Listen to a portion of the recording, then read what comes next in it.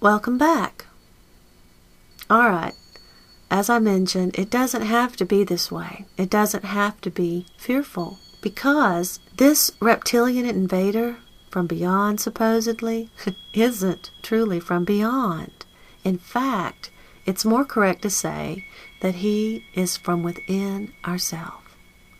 And through our scribes, that we now call scientists, we have provided ourselves a handy analogy, a link, a clue, and here it is. Wait, let's see if you can guess it. What does science call the portion of the human brain that is geared towards cold-blooded dominance, hierarchy, aggression, and love of ritualistic acts? What have we allowed our modern-day scribes to conveniently name this portion of our brain? They call it the reptilian brain, don't they? And you might see it as coming from without, because you are still transfixed on the cave wall. But look over your shoulder, and you can see that it's actually being manifested outward from within. It's true. And so, I'm afraid I must agree with Pogo, who so wisely said, "We have met the enemy, and he is us."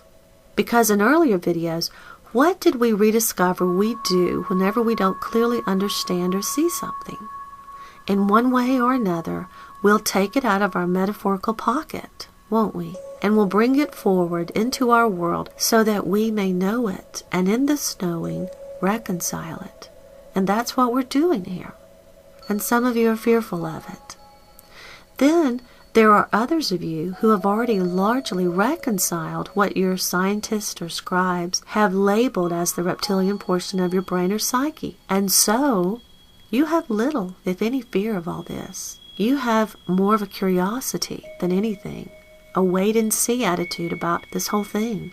Because through other experiences, even over what you would view as other lifetimes, you have already found this lurking in your pocket, and you've already at least largely reconciled it, as all eventually do. And now, those who have yet to reconcile these attributes of dominance, aggression, rite and ritual, guess what? You are now doing that. You are bringing this forward so that you may have the ability to see and reconcile.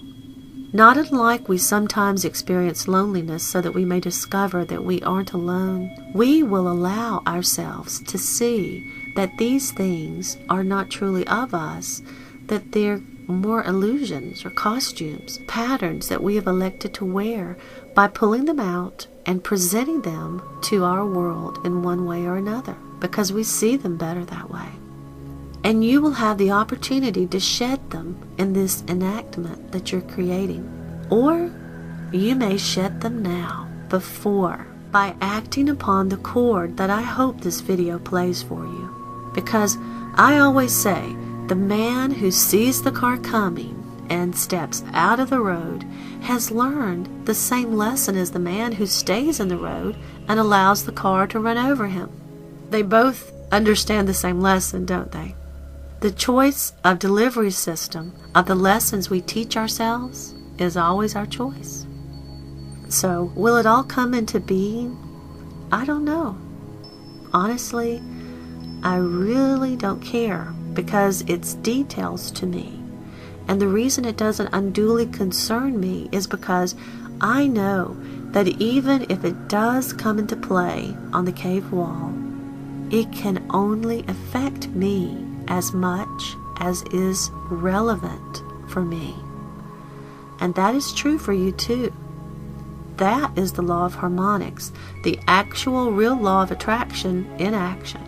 And I have already largely reconciled those pieces through other experiences. And in any case, to affect what may or may not happen, my focus would need to be upon what is casting the shadow upon the cave wall, not the shadow that seems to appear on the wall. Do you see this? I know it's hard.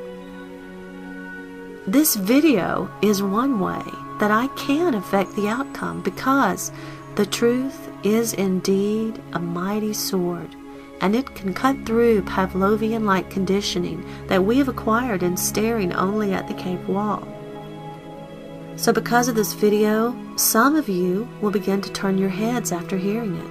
And instead of fearing the shadows on your cave wall, you will begin to look behind you to see what is casting that shadow, what is causing this to seem to be there. And that will begin to change everything. In fact, some of you will quite suddenly have the clarity to see that not only you, the individual, but perhaps even the culture that you're immersed in, is still quite righteous about their self-interests and dominance and aggression and competitive natures and love of rites and rituals. You'll see that the reptilian brain is not only alive and well individually, but collectively by groups and nations. And it is lauded and applauded because these behaviors are still being viewed as not only healthy, but correct. You don't believe me? Well, how many times have you heard someone, possibly yourself, say with pride, "I'm a very competitive person"? Yeah, there it is. It's here, and it walks among us daily, all of us, until we see it for what it is and root it out. And that is what we're doing right now. Now, before all you lovers of science begin a riot, insisting that the survival of the fittest and competition is a healthy thing, I have to share with you something that I heard on a Greg Braden interview regarding this very thing. And for those of you who aren't familiar with Greg, you can go to his site, which is gregbraden.com, and that's Greg with 2 G's. And you can check him out. He has a lot of wonderful insights. I can't say I see absolutely everything exactly as he does, but even so, he has some very wonderful thoughts that are certainly closer to the truth than the current norm and are very worthwhile to check out. So you might want to do that. Please join me for the next part, and I'll tell you what Greg said.